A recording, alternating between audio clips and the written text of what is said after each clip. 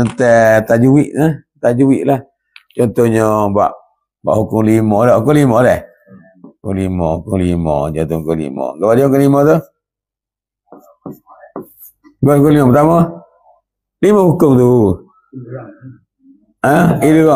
Idgham. Ma'al guna. Lepas tu idgham bila guna. Lepas tu iqlab. Lepas tu ikhfa. Iki. Lepas tu lagi izhar. Dan apa? Dan halqi.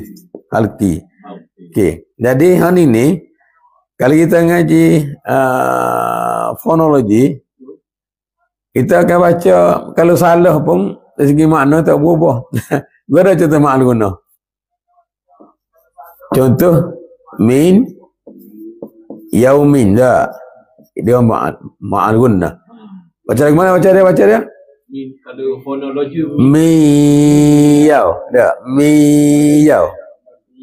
Miyau gitu tak? Kalau kita baca miyau beza dah mana?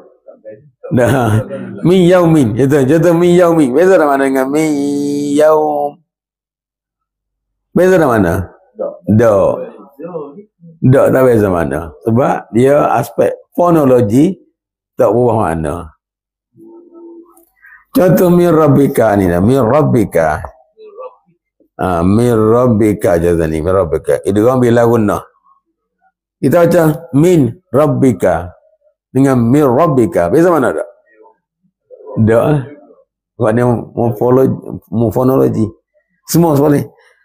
Semua ciri-ciri fonologi ada lagi lah. Jadi semuanya tidak akan berubah makna. Termasuklah apa ni?